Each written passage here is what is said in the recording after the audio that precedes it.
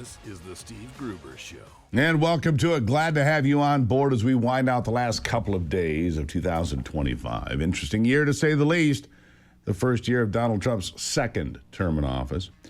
Three big things to cover this hour. Number one, in the wake of all that fraud being exposed in Minnesota, the FBI, at the direction of Kash Patel, surging resources there. Nick Shirley, the You Toober, may have the most to do with it. He did a remarkable job, as we covered last hour. Number two, in Indiana, the Governor Mike Braun says he knows how to cut the waste, fraud, and abuse being seen in Minnesota. Seems maybe he can give lessons to the hapless Minnesota Democrats, including Tim Walz. And number three, how about a bit of a look forward to some things we'll be seeing in the coming year? 2026, we're on the cusp of it. I like to tell you the good things, like the economy looking good in many areas, but as we just heard in the last hour from John Tamney, the devaluation of the dollar should be of great concern. I also want to tell you about not so great things, new laws, local and state tax increases, and other problems. Here's one that I think is remarkable. In the great blue state of Oregon, in 2026, anything that floats, Anthony, listen to this. This is interesting. Anthony likes to float in the river a couple times a year, right? You like doing that. True. Something you get together as a bunch of young folks. We used to do it too. You get tubes and things and coolers and anything that floats. Well, anything that floats in Oregon this year is a boat. Anything. Tubes, the little floaty things, maybe even the little noodle things that you float around on. If it gets wet, you get taxed. If it gets wet and you're in a river or a lake, you have to have a registration. You have to pay a tax for it in 2026 in Oregon. Listen to this. So I live in Oregon, and I lived on the Umpqua River, and we float the river every year in kayaks and paddle boards and inner tubes, fun stuff like that. And I found out yesterday they are going to be counting inner tubes that are tied together. If you have two inner tubes that you tie together with a rope, they're going to count that as a boat. You have to have a permit to float the river with inner tubes or a kayak, because that's going to be considered a boat, because our government wants the money for people to float in the river in the state of Oregon.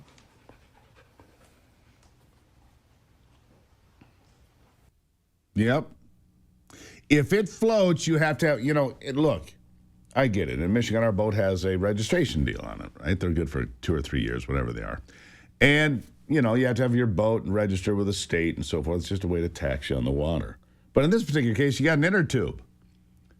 You're floating a little ducky in the water. You got a big old yellow ducky you're floating in the water. It has to have a sticker on it to say that you've paid your tax.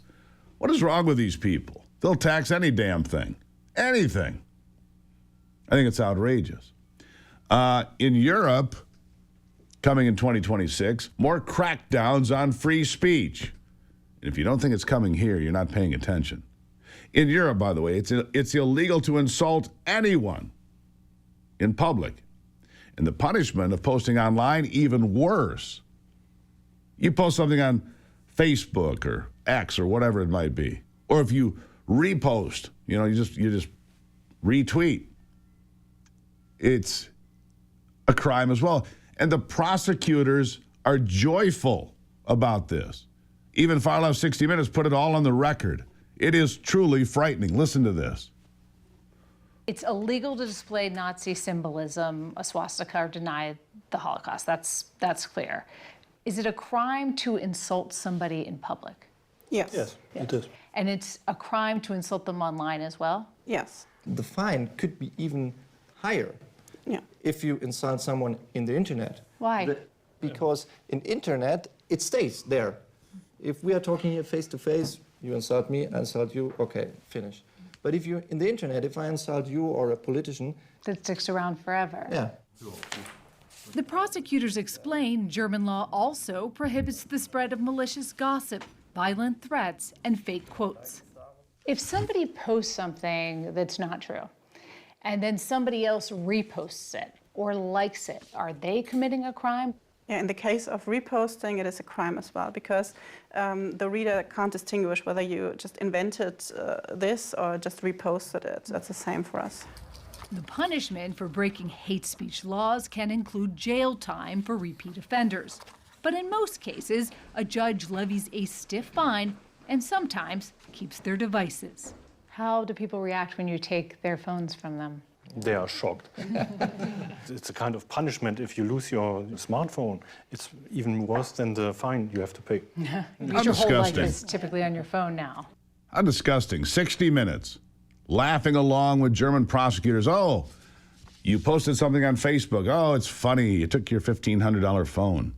Maybe put you in jail. Maybe fined you more. Free speech. The head of the EU, Ursula von der Leyen, says free speech is a virus and censorship is the cure. This is what's happening all across Europe. Free speech is dead in Europe. And if we're not careful, it will be dead here with these far leftists. Listen to Ursula von der Leyen. And finally, it takes resilience. As technology evolves, we need to build up societal immunity around information manipulation. Because research has shown that pre-bunking is much more successful than debunking. Pre-bunking is basically the opposite of debunking. In short, prevention is preferable to cure. Perhaps if you think of information manipulation as a virus, instead of treating an infection once it has taken hold, that is debunking. It is much better to vaccinate so that the body is inoculated. Pre-bunking is the same approach. Because disinformation relies on people passing it on to others.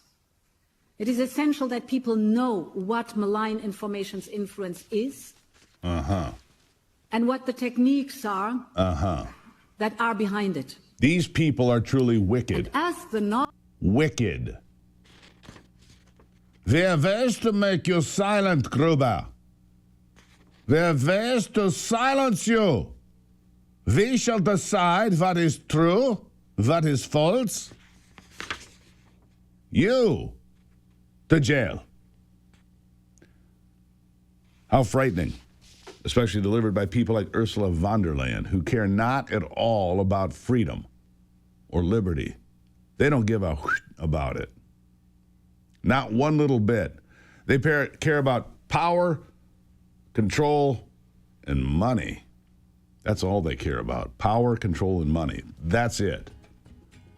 Freedom be damned. Well, be careful, America, because they'll come for you too, these leftists. I'll take a break and be right back. Don't forget to watch us on YouTube and become a subscriber. All these programs available on YouTube every single day, the best live stream out there. I'll be right back.